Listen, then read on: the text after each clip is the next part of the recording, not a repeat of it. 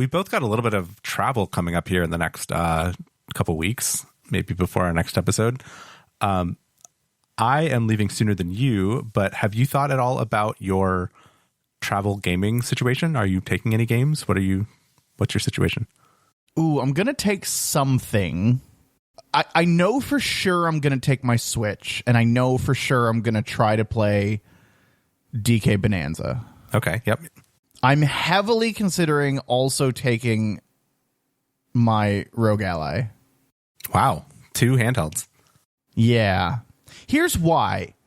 Maybe we'll talk about it during the show, but like I've had a bit of a handheld game revitalization. Okay, yes. So maybe for sure the Switch too. Okay, yeah, fair. I'm going to guess that you're going to bring just your Switch. I am going to bring Deck? just my Switch. It's tempting every time to bring the Steam Deck too, because there's a few things where I want to play things that are Steam Deck games. But right now I feel like I'm kind of firmly in the camp of the things I want to play the most are on the Switch 2. And so I'm just playing Switch 2. So, I mean, you've got DK, you've got Kirby, you've got anything else? I've got DK, I've got Kirby. I also technically have Hollow Knight on Switch, which means it's on Switch 2 also. And all of the Silksong hype, I think we'll talk about it a little bit later, but it's got me considering trying Hollow Knight. However, it's not for, anyway, part of this travel, Hades 2 got a release date, and it's coming in like a week or two in 1.0, which means it's also releasing on the Switch in 1.0 in a couple weeks. I already have it on PC, but I almost thought about buying it on the Switch just so I would have it to take with me on the same kind of trip to consolidate. And it's going to do cross save anyway, so like you can sync your progress between PC and Switch. See, this is how you are very different from me. Why? I would absolutely refuse to buy the game again if it just meant, I just need to bring another console. I would bring another handheld every time if it means I didn't have to buy a game again. It just takes so much space though. Like whatever.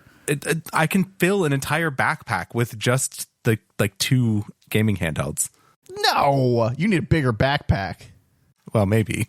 I could fit my work computer, my MacBook Pro, an iPad, a Kindle, a Switch, a Rogue Ally, some charging stuff. Like, I could fit it all in a backpack. Okay, I do travel like that. I have traveled with 2 laptops, 2 gaming handhelds, a bunch of charging stuff, and a Kindle. Probably and not an iPad. And my backpack has that really nice thing that allows you to slip it over the handles of a rolling carry-on. Yep, I got that too. So you're not ever carrying it until you just for a couple of minutes while you're getting on the plane. So, I mean, that's how I travel. That's why I'm okay bringing a bunch of stuff. Yeah, something about having 2 gaming handhelds just seems excessive, especially if I only really have like 1 or 2 games to play on the other one. Like, I don't know. I've done it before for like a really long trip. Like when I went somewhere for like a month, I did take 2 handhelds. But if I'm going somewhere for like a week or week and a half, like it's not long enough to make it like, am I really going to sit there and play both of those things? Probably not. I mean, I get it. I agree with you. I'm usually going to pick one to bring. However, I'm not going to buy a game again. If I want to play that game, I'm going to bring the device it runs on. I'm like that for almost everything except Hades 1. I got on the Switch first, and then I bought it again on PC because I wanted it on PC and Steam Deck and stuff. This is the opposite, right? I bought it on PC and Steam Deck and stuff, and now I want it on the Switch, kind of. So, like, then I would have a complete set of Hadesing on it's like collecting the them all. Yeah, it's like a little collectible thing of digital games, which is silly, but it's also only like $30, I think. It's not insanely expensive. I don't know. It's the nice thing is the timing of when Hades 2 actually comes out compared to my trip is it comes out towards the end of my trip. If it came out today, I would probably have already bought it so that I could take it on both legs of the trip, both like travel days of the trip. But since it only comes out towards the end of the trip, it lessens the temptation. Yeah, you can make that decision later, right? I can make the decision later, and also I might just be doing other stuff, and that's fine. And then there's other games where I can like order them or pre-order them or get them or whatever, that might kind of calm me down and not make me want to buy Hades again. Yeah, if you follow the 2-hour rule with Hades 2, you might end up not buying it. Exactly. Again. A second time, precisely. Yeah. There's also certain games, especially games like this, where they're like indie-ish, like Hades, where I don't mind buying them twice to support the developers. Like, you know, I'm not going to buy Call of Duty twice. Absolutely not. I mean, I'm not going to buy Call of Duty once. I'm not going to buy it once. Yeah. Yeah. But like, you know, any big game like Borderlands 4, which I'm also not going to buy at all. But like, if I was going to buy it, I certainly would not buy it twice. But something like Hades, it's like, you know, I want them to exist and keep doing their thing. So it's also, I don't feel so bad about it. I agree with that. Did you I think you breezed right over it we just kind of moved on, but you said there's cross save across the account you already have, right? Yeah, they actually do a thing where you can log into Steam on your Switch, and they did this for Hades 1 also. So you can sync your game between the Switch and the PC, which was a big deal before the Steam Deck because there was no way, you know, it was unusual to have your save be handheld and Steam. Yeah, that's I mean, that'd be a deal breaker for me, for sure. Like starting over on Hades 2, no thank you. There's a lot of people that want to do it because they are like, oh, but everything's changed since 1.0. And if you know, because it's going 1.0. And so if you've just kind of been getting the incremental updates through the early access, then it's not really the full experience. So I'm going to start a new save when 1.0 comes out. And I'm like, ooh, good luck to you. Like that's it's commitment. That's a lot. That's too much. I did get for my trip, yet again on my never ending quest for portable Switch accessories, I got a new little dongle dock thing. So it looks like a dongle that you'd plug into a USB-C laptop, and it has a USB-C port, an HDMI port, and a USB-A port. And it functions as a dock for my Switch 2. No way. Yeah. So I tested it today. I actually tested it with another thing I got, which is a HDMI USB-C capture card thing, running the Switch 2 into my iPad. And using the 13-inch iPad as a big screen for my Switch 2 portably. That's a lot. Did you buy this dock specifically for the Switch 2, or is it just some incantation of a normal dock that or dongle that happens to work with the Switch 2? No, it's marketed as, I mean, you have to kind of get ones that say that they work with the Switch 2 because Nintendo is not standard with their video out stuff. So you have to get something that is Switch 2 compatible. I did this before, but it came in this big like plastic thing that was like obviously intended to be a dock that you were like sit it on. This is actually just like a dongle that you have to lay the Switch on a table and then, you know, plug it in. So in my stuff, I have this dongle, the dongle that goes into the iPad, and a like 6-inch HDMI cable to go between them. So I can make this little USB-C to USB-C chain between the Switch and the iPad with a Pro controller. So you can get a screen that is slightly larger than the Switch 2. Correct. I did kind of do that math. I was playing with it and looking at it and was like, this is not actually that much bigger than the screen on the console. It's not. So I mean, because the aspect ratio is different, so it's going to crop it a little bit. Right. Well, I think it actually puts down. bars on the top and bottom of the. I forget exactly how it handled it, but the real thing is it's not. I wanted to do the HDMI input for the iPad thing just because I think it's cool, and because I wanted to see if I could do that as a secondary monitor, because I have a 15-inch travel monitor, but again, see conversation about keeping too much stuff in the backpack. I was trying to consolidate a little bit so I could use it as a second screen for my work laptop as HDMI instead of, because I can't do the Mac sidecar stuff and all that. So I think it would work for that too, to make the iPad into a second screen. But then also this Switch dock thing, I can use it potentially in a hotel room if the hotel has an accessible HDMI port. I'm now thinking about my trips and whether I need this dongle. It was like $20. It was actually very affordable. That's cheap. Oh my God, that's worth it. Yeah, it wasn't like one of these like $90, specialty whatever things. Like it was actually like reasonable. I think it was $20, maybe it was 30, but it was not that bad. Yeah, that's super reasonable. I will put a link to it in the show notes. No, $18.99. Yeah, $20. They must have reverse engineered this, Switch 2 specific protocol. Yeah, they figured it out. The concern is that Nintendo could patch the Switch and the dock and like break it again for some reason if they wanted to. But I really hope they don't. Wow. Okay, well, that's added to cart. You know, this show's really bad for me. Sorry. I bought a kill switch because of you. I've bought an extra cube charging block because of you. I bought a cube charging block carrying case because of you. Yeah, this is a really expensive show for Jason. I just constantly buy things when you talk about them. But I counter with all of these things have made your life better, haven't they?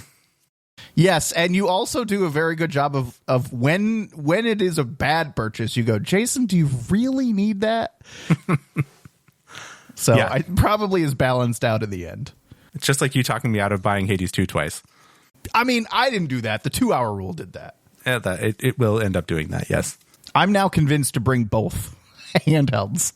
Just to say that you did, like, just to prove it? Yep. Now I'm literally going to do it now, and I'm going to take a picture of both of them in my backpack and send them to you and say, it's not that bad. All right. Well, I'll think about it. Because I have, see, that's the other piece is I still only have a Steam Deck. I don't have a fancy Rogue Ally thing. But I do have a slim case for the Steam Deck now, so maybe that will... I mean, I could bring 3. I could bring the Rogue Ally and the Steam Deck and the Switch too. That's a little excessive. That's a waste. Yeah. Oh, okay. This is not enough for a main show topic, so I'll just keep going with this in the pre-show, and the pre-show will become the show at some point. Did you hear that the Xbox, the slimmed down version of Windows that's going to run on the handhelds? Okay. I don't know if leaked is the right word, but it got released in the current preview version of 2025 H2 of Windows, and then you set a registry value, and then it boosts into this new mode so you can actually like try it out. And all these like tech YouTubers and, some of the tech reporters and whatnot are like reporting on this because you can just do it yourself now. And it's turning out to be really good. Like everyone's comments so far are like, oh, this is okay. This is pretty solid. Okay. So I'm looking forward to that. But there's not enough news to like say I've tried it yet or, anything like it's not released yet, but it's coming and it sounded good. Okay, well, that's encouraging.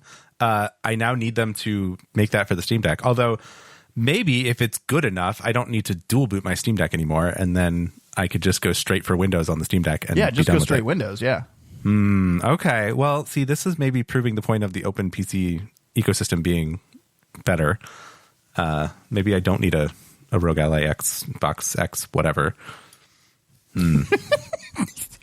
No one ever knows. No one ever gets the name. Xbox ROG Ally, right? LAX. Well, there's two. There's the ROG Xbox Ally. Okay. And there's the ROG Xbox Ally X. Right, of course. Easy. Welcome to Pride and Accomplishment. My name is Jason. And I'm Chris. This is episode 162. Okay, we're just going to keep rolling with this handheld discussion. Follow up from last week or last episode. I found out through Chris that Star Wars Outlaws has a demo. And the reason it came up is because that game is doing very well on Switch 2. Apparently it runs really well and a lot of people are really happy with it. So it has kind of had a resurgence. And I learned that there's a demo. And I said right at the end of the episode, I'm going to go download the demo and play it. And I did. Okay. It's woefully fine. Oh, okay. Ultra fine. It's just fine. It's cool. It's Star Wars. There's some Star Wars stuff. I would say like I can see I after playing just the demo, I understand a lot of the complaints that were coming when the game first released. Like something that comes to mind immediately is like riding the speeder around in the desert. Very cool. But I can see right away that people were complaining that like, oh, hitting this one tiny little pebble sends you flying and you get knocked off. And I could see how that happened. Now, obviously, all of that is fixed now. So that's good. But I can see how there were a lot of frustrations first at launch. And like I understand what people were talking about now. But a lot of it seemed fixed. The combat was cool. It reminded me a lot. This is my one comment about it and why I didn't love it. You have a pistol, right? You're a smuggler or a spy, or you're the thief archetype, and you have a pistol that you can constantly use. But then it was very Legend of Zelda Breath of the Wild-esque, where you could pick up other guns that enemies had dropped, but they were very limited. Like they had a limited number of shots or a limited number of charges or something like that. And once it was gone, it was gone. You had to pick up a new weapon from another enemy, or you had to keep using your pistol or other tricks or whatnot. And I found that very, I wouldn't say frustrating. I just found that type of gameplay not something I was into, in the same way I wasn't into it in Breath of the Wild. Mm-hmm. Yeah. No, I feel you there. Well, I'm sorry to hear that it wasn't like good, because I want to like it. Like, it's the first open world Star Wars game. Like, it seems like a cool concept, and it's kind of a bummer if it didn't work. I think I would buy it if I was looking for something to play and fill my time, and it was on major sale. Okay. Like the Assassin's Creeds go on sale for like $15 or $10, when they have their 80% off sales after 4 years or whatever. I think that's about when I would pick this game up. Okay. All right. I mean, that's not a never. So there's something. No, I don't think it's a never. I don't think it's a bad game. I wonder if it would ever come to Humble Choice, like as a headliner. I know. I was just thinking that. Because it would be a big, like, AAA, whatever, super game to put as the headliner. Well, I guess we'll just have to wait and see. Play the demo. Download it on your Switch 2. I will download it on my Switch 2, because I'm taking my Switch 2 with me. Okay, my other piece of follow-up. Another thing I tried. Last episode, you and I talked about Silksong and why is it so popular, and you were like, oh, I have Hollow Knight, and I've played Hollow Knight, and I was like, oh, cool. And then you're like, by the way, they're both on Game Pass, and I was like, I did not know that. So I downloaded Hollow Knight 1, not Silksong, the first one, and I played it. And let me tell you, enjoyed my experience. Really? I did. I actually was enjoying it. I enjoyed the combat. I enjoyed the level of difficulty. I enjoyed having to do, I did the first boss, died the first time, did the first boss, got it the second time. I enjoy that. I actually really enjoy progressing on bosses and enemies and all that. I mean, we talked about World of Warcraft. So I liked that difficulty. What I didn't like about Hollow Knight, and literally caused me to rage quit and be like, I'm done, I'm out, was I was dying to a new type of just what I would consider normal enemy. And there happened to be two of them, and they were a little difficult for me. And I was enjoying learning the new enemies' attacks and whatnot. And I wasn't frustrated that I had died to them. I was frustrated that every time I died, there was at least a 1 to 2 minute return to where they were. Oh. The save point was so far away, and in Hollow Knight, you don't have a good, accurate map until you kind of complete an area.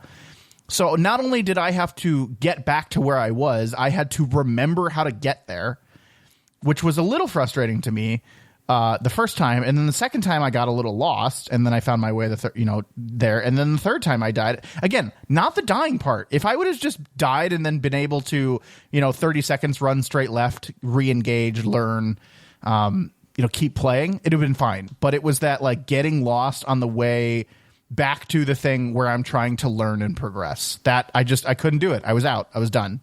I'm not saying I won't return to it, but I got so frustrated that I turned the game off. It's interesting. I've been thinking about trying to play Hollow Knight a little bit on the Switch, because I have it on the Switch, and getting back into it. And that's a little bit concerning, what you're talking about there. But I've been listening to everyone talk about how excited they are about Silksong and how amazing it is, and wondering maybe I missed something in Hollow Knight. But maybe it's just me. Maybe I'm just not that kind of gamer. I don't know. But I might give it another try.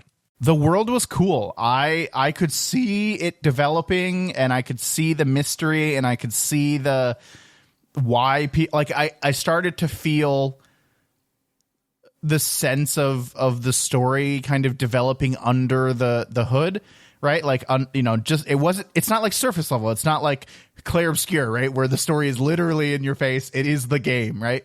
I could see it developing, and I wanted to know more. I wanted to keep playing. I wanted to keep discovering, but I just couldn't get over the frustration of every time I died, like having to run back, having to find where I was, having to, remember the map. If it was honestly, even if there was just a map where I was like, okay, I know where to go, it would have, made the frustration a little bit less. But man, I couldn't do it. So I hope I take a chance. I hope I take another chance and be like, okay, you know what? No, I'm in a better mindset. I can take a little bit of frustration. I'm going to get back into it because I really want to try again. I really do.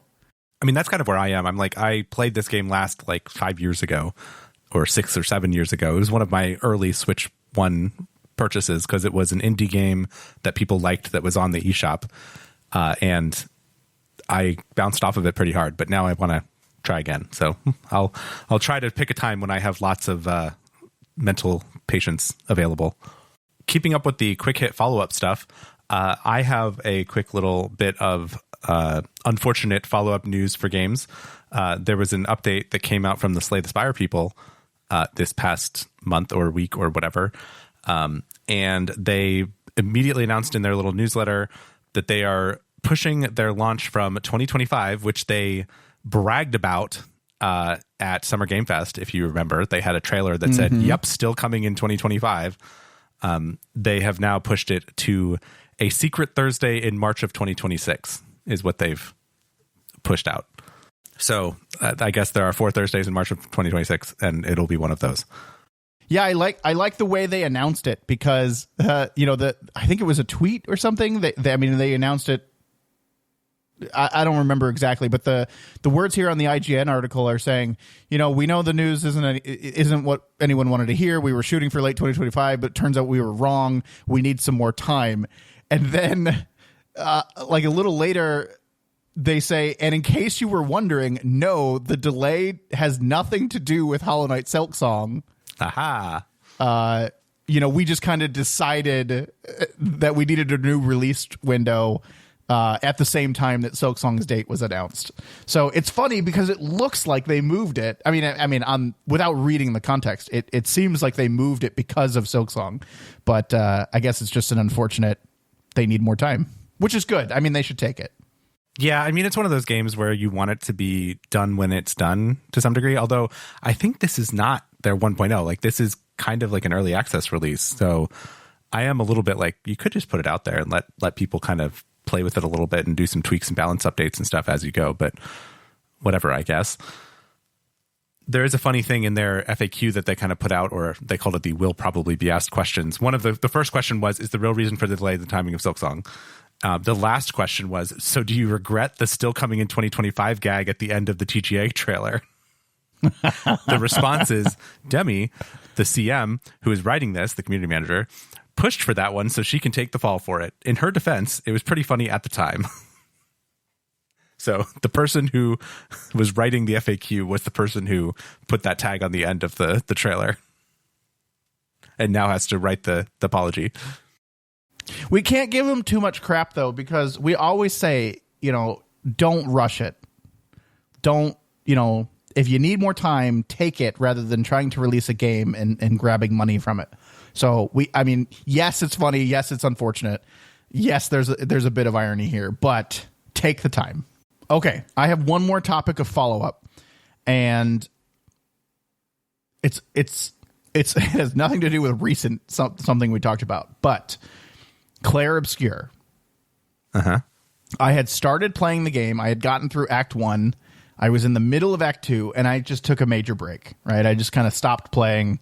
I got to a point where I was like, I can't dedicate the time this game needs right now. I'm not mentally with the game, right? And for a game that is so rich in story and quite honestly has a very deep mystery as you're playing it, I felt like I wasn't giving it the attention it deserved. So I stopped playing it. And my girlfriend, who has finished the game, kept pushing me like, you have to finish this game. You have to play it. So I recently, just a few days ago, decided to watch a playthrough on YouTube up to the point in which I had already gotten, right, to refresh me on the cutscenes and what had happened and everything that I had already done. So I watched essentially 4.5 hours of cutscenes and playthroughs and major bosses and major plot points that happened in gameplay on a YouTube video. Remembered why I loved the game so much. I mean, it was, everything I had already experienced, but watching it again was just excellent. Remembered how confused I was too, because that first 4 hours, I mean, it just throws so much at you in terms of, emotions and story, but also like this huge mystery that's going on and like secrets and whatnot. So it was a really cool rewatch of the first couple of hours that I had played. Okay. So then you jumped right in and you immediately finished the game, right? You played the whole thing and finished it all? So that's what my plan was. But so I did that on a Sunday, right? I kind of set some side aside, and then I said, okay, Monday after work, I'm going to come home and I'm going to do the thing where I just set a timer on my watch and I'm going to play, 30 minutes. And if I'm enjoying it, I keep going. And if I don't, I talked about it on the show before. Right. And I got home Monday after work and I was just like, I can't do it. I can't boot this game up. I'm overwhelmed with the gameplay, the mechanics, the relearning what I have to do in order to fight well. I don't want to lose. I don't want to take all the time to fight these bosses. And it was a really difficult moment for me where I was like, I really want to experience the story, but I really don't want to play this game. Like, I don't want to relearn the mechanics of this game in order to experience the story. So I made the very difficult decision to continue watching the playthrough. And I wouldn't say that I regret that decision. I regret that I had to make that decision just because of the way I was feeling. But I don't regret doing it. I watched the entire rest of the playthrough, 3.5 hours that night, because I couldn't tear myself away from it. It gripped me the entire time. The story was spectacular. It was so good. I think I sent you a message that night and said, if this game doesn't win Game of the Year, we're just, I don't know what is real anymore. Like, the game was the story. I can't say the game was great because I didn't play the game, and honestly, the game kind of scared me away. But the story was excellent. So, highly recommend. Please go play it or watch it or experience the story. Just incredible. And there's a bunch of side story stuff that I didn't experience, that I know about, but I didn't experience. I am encouraged to maybe come back to it someday to play it myself and experience more of the side story stuff, because I think there's still more to the game. I don't know that I'm ever actually going to do that, but oh my gosh, the music, the story. I mean, I know we've said all of this before. I've said all this before, but just the whole thing, just spectacular. Wow. Did it take you, I mean, I guess you wouldn't have had to redo anything, but of the playthrough that you watched, the 3.5 hours or whatever, that's not how long it would have taken you to play the rest of the game, right? Like, you would have taken longer to play it. No, and I've advocated for these things before. If you, I think I did this with Jedi Fallen Order and Jedi the Last, whatever the sequel is, The Last Jedi or The First Jedi or I forget the names now that you've confused me, but yeah, the two Fallen Order ones, whatever they are. Okay.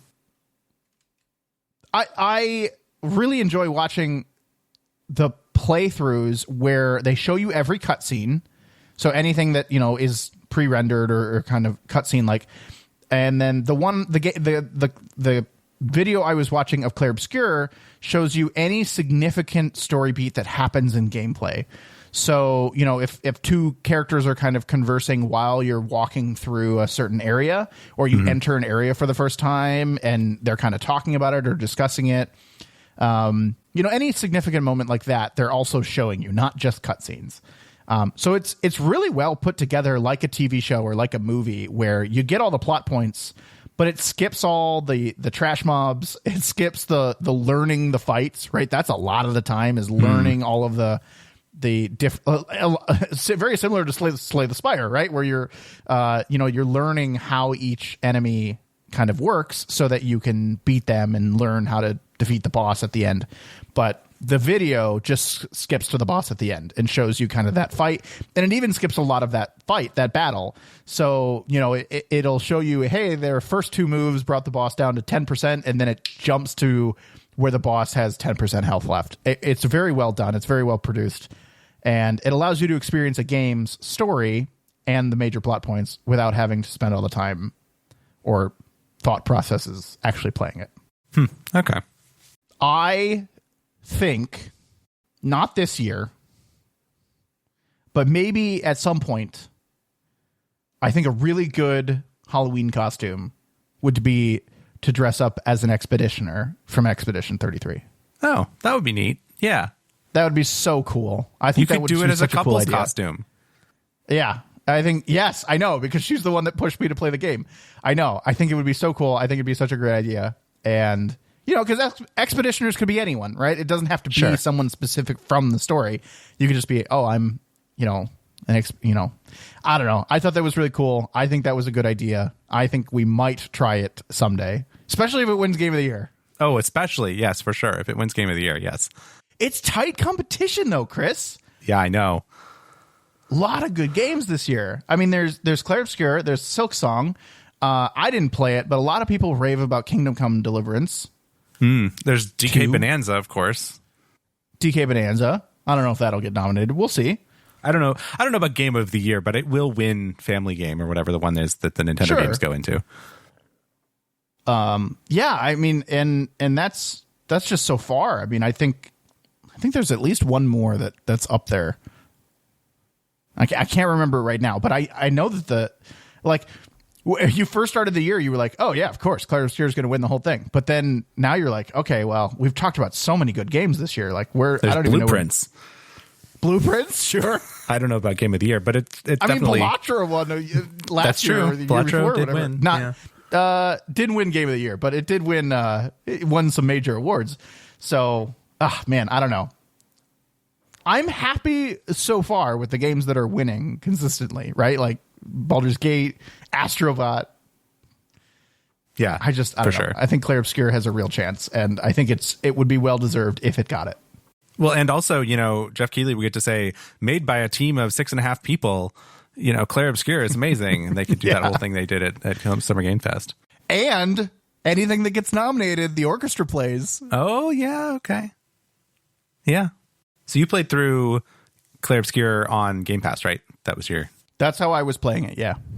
Okay, gotcha. And remind me, you still have Game Pass? I was very surprised to find that, yes, I do. I got a lovely ping on my Apple Watch to say $20 paid to Microsoft. And I was like, what was that? What was that? I was like, $20 is too much for a Blizzard WoW subscription. I know I paused that. What was this? And then I went and looked, and I was like, oh, I paid for Game Pass this month. Oh. So yeah, I paid for Game Pass for the first time in like 3 years this month. Because I was still on Ultimate, I paid $20 full. I immediately downgraded it to PC game, the Game Pass for PC, which is only $12 per month. Which is what it will renew at next month. But I mixed feelings about that charge. So we'll see if it continues. I'm kind of thinking it might be a high churn subscription for me. I mean, it makes sense to be, right? If you're not going to basically use the 2-hour rule for Game Pass games and just be, if you're not going to play it, why keep it if you're not going to play it? Yeah. Yeah, no, I think I'm right there with you. Turn it on anytime I wanted to turn it on and just turn it off. And I think that'll be where I'm at. If WoW has a subscription in Game Pass, I think that would make it a much easier decision to just always leave on. Because basically I'm either playing WoW, for the last year, I was either playing WoW or playing a different game. Sure. And that other different game was usually on Game Pass. So I mean, that would be a way to get me to not churn every month. Right. Yeah, I mean, I would do the same. If they would put WoW in Game Pass, I would just, for $25 a month-ish, whatever, I would just keep that on forever, like basically, because I do like the ability to kind of dip into WoW every once in a while, but like right now I'm, we talked about travel, like I'm not taking a computer to play WoW with me, and I don't have time anyway, so I'm not subscribed to WoW at the moment. Like I subscribed for like a month and did the couple weeks of stuff we did, and then turned it off again because I just don't have time. Like I just don't have time to sit and do it. Right. And it's not worth keeping the subscription going if you're not gonna play it. So it becomes this whole management thing where you have to like turn it on and off and turn it on and off. And I don't know. It would just be nice if they would make it easy to say yes, kind of like Nintendo does with their Nintendo Switch Online, where it's cheap enough that you don't stress about it if you're not using it. I would also do an annual if they gave a good discount for annual subscriptions, but they don't. They give a discount for 6 months, but it's not that much. So there's like no benefit to staying subscribed right now. No, not that it really matters. I mean, I guess Xbox has just given up on the console because they again raised the price of the console, the Xbox console, or are increasing it here soon. I don't know the exact details, but the price of it is going up again. They've just given up, right? Like they just don't care how many they sell anymore. Is that what this means? I mean, I guess it's tricky because I'm sure that it's all driven by, global economics, whatever. But also like it's this console, the Xbox Series X, is now going to cost $650, where it started out as $500 in 2020. Which is kind of wild. Yeah, it's crazy. I mean, I get why they're increasing the price, but consoles have kind of always been like a loss leader, right? To drive game sales. And I'm wondering if they're saying like, oh, well, hey, we aren't selling any Xbox games, so we have to stop losing money on the console. And we don't really care how many we sell. We just can't be losing money. I mean, I don't know if that's the conversation that's happening, but that's what it seems like from the outside. Yeah, I mean... Microsoft is going the other way from Nintendo because Nintendo raised prices on all of their accessories but kept the price of the Switch 2 the same. Microsoft is raising the price of the console but keeping the price of the controllers, quote unquote, the same, which means the same as what they raised it to a month ago or 2 months ago.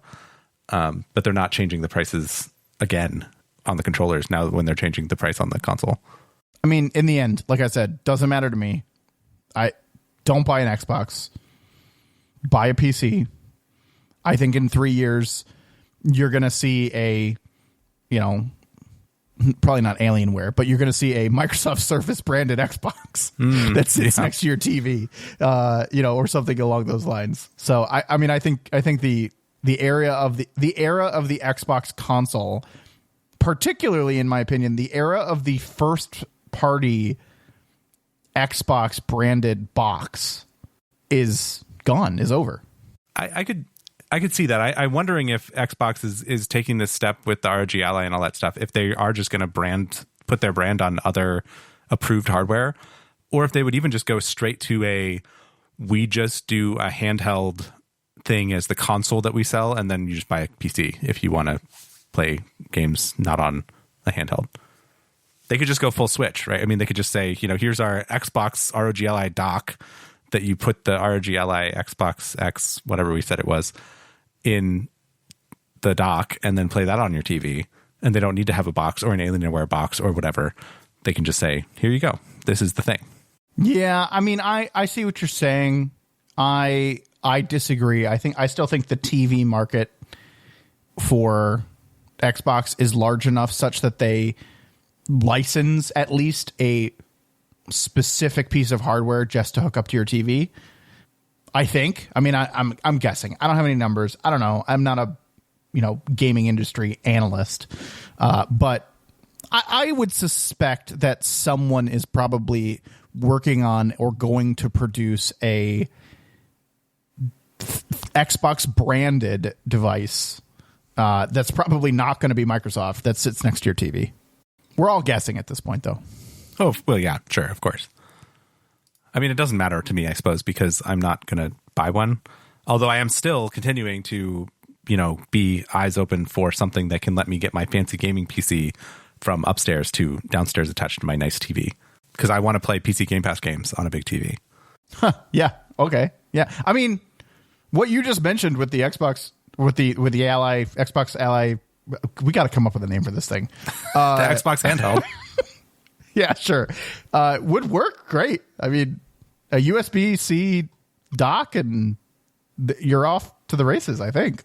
I mean, I already have a Steam Deck dock. I could just do that. Yeah. It won't be like 4K and all that stuff, which I don't know if I care about, but if it runs well and looks decent, I'm okay with that.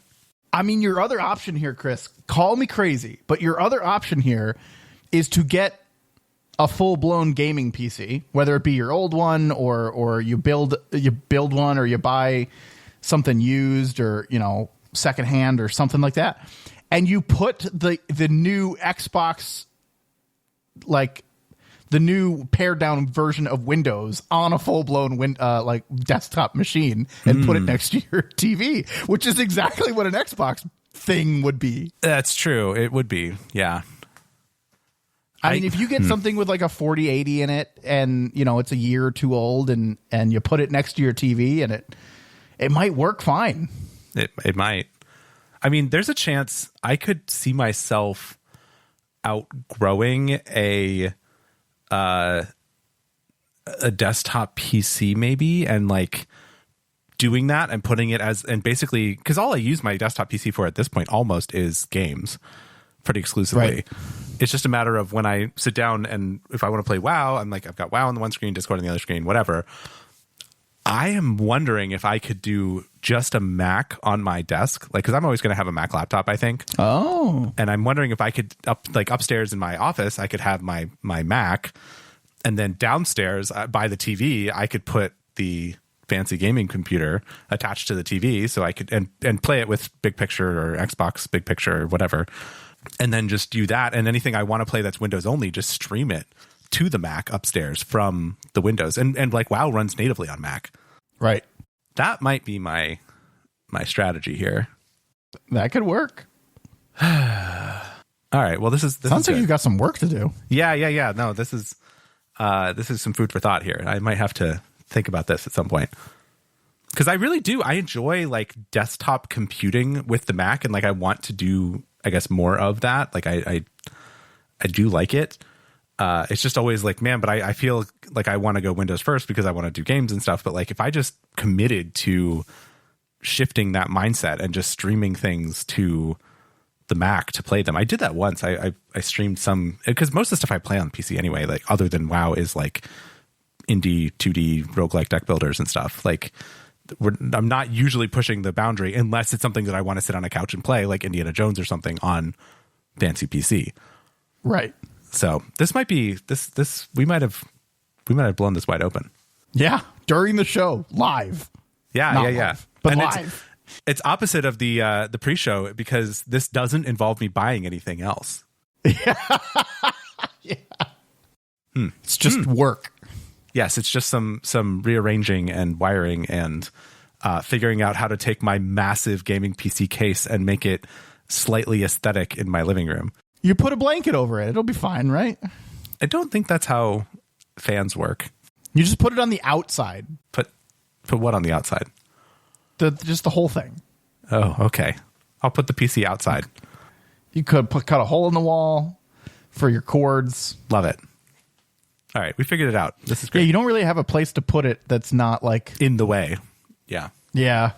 I mean, because for a while you were putting your PC outside of the actual room you were sitting in, right? Correct. I don't think and you I ran some really long, but you were doing that. Cables to get into my office. Yes, I'm not doing that anymore. But I did do that for quite a while, because it would lower the temperature in my office by like 10 degrees. Yes. Yeah. This also solves that problem. This also gets the PC out of the room. True. All right. Well, great. Okay, Chris, if you do this plan though, where are you going to put your virtual boy? Well, yeah, I don't know. Because you strike me as a guy that would consider buying that. No, that's that. I mean, consider, yes, briefly, but not for any more than 10 seconds. Okay. I don't have any love for the Virtual Boy. I don't know anything about it. I don't need to know anything about it. It's not a piece of gaming history. Yeah, but it's weird, obscure Nintendo stuff. I mean, yes, you're not wrong, but I'm not that obscure on my Nintendoing. Like, I don't have all the Game & Watches. I don't have an original Game Boy. Like, I like the retro stuff. I like to like, having the analog pocket that can emulate all that stuff. But like, boy, you have an Alarmo. And whose fault is that? I mean, ours, yes, but yes, it's really P&A's fault ultimately. Yes, that's true. I do have an Alarmo, which does brand me as a certain level of Nintendo fan. But I think I draw the line at a $100 piece of plastic that you have to slot your Switch 2 into. That's fair. That's fair. You know, there's a cardboard version. Did you see that? I did see that. Yes, I actually had for a long time. I might have gotten rid of it. I had a version of Google Cardboard, like the thing where it was you could put your phone in it and it had like little glasses, like little lenses in it, so you could use your phone as a little VR headset. I had one of those for a while, and it was just made out of cardboard with some plastic lenses in it, and it was like a giveaway. Like it was either free or very cheap. And I think they like gave it away at a trade show or something. But now Nintendo is like, cool, that's neat. Let's charge you $30 for a cardboard Virtual Boy thing with a couple of lenses in it. I had never heard of the Virtual Boy before all of this, so yeah, I'm definitely out as well. I didn't even need to ask. I knew that. I mean, it's all a bunch of like ancient 2D games that were kind of made to play in 3D. Like, no, it was an attempt, and I don't understand why Nintendo thinks that they can get people to buy it with this re-release, but I'm sure that there will be 1,000 people that want one of these, and it probably costs them $5 to make it, so good for Nintendo. Yes, stamped plastic, molded plastic. There was a whole bunch of other stuff that got announced at a Nintendo Direct that happened a week ago or so, but I think maybe we want to save that for our next episode. And that might be a good thing, because there's a lot of stuff that was announced, and we can talk about a lot of that stuff, and some of it will have come out by then, and I think that might be a better topic there. It was a surprising banger. Yes, so we should put a pin in that and come back to it next time. Oh wow, what a good tease, Chris. Yes, and we've already blown the big headliner, which is the Virtual Boy. Is that the headliner? That was the headliner? Well, no, but we'll let that one go for this episode. And the next episode, we can talk about all the good stuff. Okay. All right. Okay. Well, I have to go figure out how to fit all of these handhelds in my backpack. Oh, what a meme. I have, this will be the first time that I am traveling with my kill switch and my D-brand cover for my Rogue Ally. Oh, so that'll be nice. And nice. You're right. The Steam Deck case is giant, so I'll actually have probably plenty of space in my backpack. I might have to get a kill switch for the Steam Deck, or kill Steam Deck, or whatever they call it. Yeah, they're good. They're nice. They're cool, and the screen protector's perfect. So. Okay. Anyway, if you want to preempt our conversation on the Nintendo Direct for next episode, or if you want to, I don't know, tell me how much you love Clair Obscur as well, you can get in contact with us by joining our Discord, which you can get to at discord.pnapodcast.com. If you want to find any of our older episodes or read our show notes, you can visit our website at pnapodcast.com. That's P, the letter N, the letter A, podcast.com. If you're enjoying the show, we would love if you could share it with some others that might enjoy it as well. Thanks for listening, everyone. We'll talk to you next time. Chris, do you have an orange iPhone Pro in your hand? It's not orange, but I do have an iPhone Pro in my hand. Yes, an iPhone 17 Pro specifically. Yeah. You didn't get the orange one? Orange is not really my thing. Like, it does. Did you get the blue nice. Or the silver one? I'm kidding. I got the blue. Yeah, okay. I'm so disappointed there's no black. Yeah, I mean, the blue is pretty dark. Like, it's dark in indoor light, and then it's blue in like bright light. I got the blue tech woven case to go with it, the Apple case. And it's pretty nice. Like, it's a good, like, it's like a navy blue, and then the phone itself is a dark blue, and it's got a giant window. Did you get the shoulder strap too? No, absolutely not. I did not.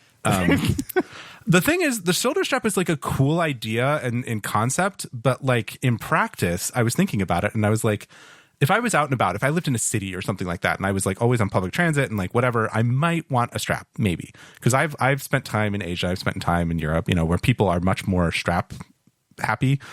for their phones. Like they'll put lanyards on them and stuff. Or if I was like doing like a big vacation and I was worried about dropping my phone off a mountain or something while taking a picture, like maybe I would get a strap. The problem is then you got to think about if you're using your phone, it's got like 6 feet of strap hanging off of it. Like, what do you do with this giant loop of lanyard that's hanging off of your phone if you're just like using it at your desk or in bed or like whatever? You change your case. Like, I don't feel like the strap is a go to work strap. No, does that make sense? Yeah. No, I think you're right. Like, I think, well, it would be a go to work strap, but it would be once you got there, you either have to have like a little spot, like a little dish to coil up the little tail of your phone so you could put it on a little MagSafe charger or something, or you have to be able to detach the lanyard relatively easily. But like the thing is, I think if you're a lanyard person, you don't put your phone in your pocket. You only use it with the lanyard. Agreed. Totally agreed. I really like the lanyard thing for the people that are, like you said, commuting in places where like phone theft is really high. I think having it strapped to your body is probably a really good idea. I think this is really good for tourists going to the places that you mentioned that, you know, their phones get stolen, and that could be a really big deal. However, to your second point, I agree with you completely. Like, to make this thing truly useful to commuters, let's say, you have to have a way to remove the strap. But in order to remove the strap, it lowers the security of the strap. Like, I think the only way around this, and I'm wondering if there are people out there that do this more than I realize, is to constantly change the case on your phone. Could be. I don't know if people do this. Yeah, my case does have the little holes. Like, it has the little lanyard holes in it. But I'm not going to put a lanyard on it. Yeah. Well, okay. Did you get anything else? Did you get the new AirPods? The AirPods Pro 3? I did get the AirPods Pro 3. Okay. Do they like fit in your ears better? Yes, slightly. Okay. Because I didn't have much trouble with the old ones. Oh, the AirPods Pro 2, they go into my ear fine. They do a seal fine. But after like, I don't know, 30 minutes, they're just constantly falling out. They just constantly fall out. And I don't know if it's because my ears get sweaty or whatever, but just constantly falling out. So I think I might try the AirPods Pro 3, even though I don't need new AirPods, just to see if they fit better. That was kind of where I was. I mean, I'm doing a lot of plane travel and things, but they are definitely different. Like everybody was all like, oh, the case is going to be smaller. The case is going to be smaller. And then the AirPods Pro 3 came out and the case is actually bigger. The AirPods themselves are they have more horizontal, I guess, direction to them, if that makes any sense. Like when they sit in the case, they sit the same way, but they're physically wider, like top down, if you think of it that way. And like the way that the little foam or the tips that stick in your ear, like more turned up. So it looks weird. I mean, not that the AirPods look not weird anyway, but it looks odd if you're used to AirPods Pro, but then the fit, it somehow curves around in your ear a little bit better. And I think it stays a little bit more securely, I think, in the ear. I haven't like gone running with them yet. But from what I can tell from just using them for like a day and a half, they're pretty good. Yeah. I'm heavily considering them. How do you like the plateau on the phone? Does it bother you? It bothered me a little bit. So the first like 24 hours I was using the phone without a case just to see what I thought. And that was fine. Like it's good without a case. But I would find myself like subconsciously being worried that I was touching the camera when my finger would rub up against the edge of the plateau. But that's where the LiDAR is, like on the other side, because it was on the left-hand side of like, so my left hand, my pointer finger, toward the top of the phone. I was worried. I was like, oh, am I hitting the camera? Am I constantly touching the camera? But no, it was the other side from where the camera is. It is really nice in a case. Yeah. In the Apple case, the phone does not rock laterally like on the short end when you put it down on a table, because the plateau thing, it comes out over the cameras. And it's the full width of the phone, so it doesn't rock. It's not tippy. That honestly is a major selling point to me. Yeah, I mean, if you push at the very top of the phone, it kind of, hinges a little bit on the edge of the thing, but like you're not pushing there. But if your phone is on a table and you're pushing on the left or the right side of the phone, it doesn't rock at all. Yeah, that's nice. I feel like you could probably get a a case for the iPhone 16 Pro that would solve that. That would require putting a case on my phone. Well, okay. Well, that's the other piece is like if you don't have a case, though, the camera lenses still, for some reason, stick out of the camera plateau. Oh, so this only happens. You're saying this only works with a case. It only works really well with a case. It's much less pronounced if you don't have a case, but it is eliminated if you have a case. Did you buy a D-brand screen protector for your new phone? No, I did not buy a screen protector for my new phone because I don't like screen protectors on phones. Oh, really? I didn't know this about you. Yeah, I do not like screen protectors on phones. Tell me more. Why don't you like screen protectors on phones? Something about like, I mean, maybe it's just bias because most of the time when I see people that have screen protectors on their phones, their screen protector is cracked. And then it looks like their screen is cracked and like, oh no, it's just the screen protector. I was like, well, then change the screen protector. Yeah, exactly. That's the point. But like, if that's what's going to be happening here, then do that. But I also, I guess maybe I'm biased towards previous screen protector things where like, you know, they don't line up perfectly and like you can see the little double edge on them because the screen protector that can't go all the way to the total edge of the phone. Like I just, it something about it, I just don't like it. It feels, I don't know, tacky a little bit on the phone. And I always have Apple Care on my phones anyway. So if I crack my screen terribly, I will just fix it. I'm learning it's not so much about cracking the screen for me anymore. I think I may have mentioned this on a previous episode. I'm finding that I'm scratching the heck out of my screen, and I don't understand because it's pretty hard. I mean, the sapphire, what do they call it? They got a whole ceramic shield for it. Ceramic shield. That's it. I don't understand how I'm scratching the front of my phone, but I am, and so I'm heavily considering screen protectors for my next one. And D-brand, which has, I don't know, they're protecting our handheld equipment. Why not have it on my phone too? Has their screen protectors at Best Buy now, so they're really easy to get, really fast. Oh yeah, I just got that email today too. They don't have to ship all the way from Canada. I will say D-brand is actually in a town that is literally across the lake for me, so I don't know why it takes so long to get here. Oh, that's weird. Yeah, they could just send it in a boat. Yep. I think mine shipped from New York when I got my kill switch. It came from somewhere in New York State. Okay, well, you've convinced me. I'm gonna get the AirPods Pro 3. Yeah, they're nice. They are very nice, and they also the case is USB-C, which is cool. If you didn't already have USB-C AirPods. Oh yeah. It also charges on a watch charger though, which is how I've charged my AirPods case for like 4 years. So I never really worry about the plug on the AirPods case. I don't use mine enough to notice. Like I don't have to charge mine every night. I don't have to charge mine every night, but I do. Like, I don't know. I guess I put them on the watch charger that I just happen to have sitting on my desk whenever I think of it. And that's enough to keep them charged well enough. Okay, well, you've cost me a lot of money this episode. We have to stop recording. Okay. I now have 2 things in my Amazon cart because of you. Well, sorry, not sorry.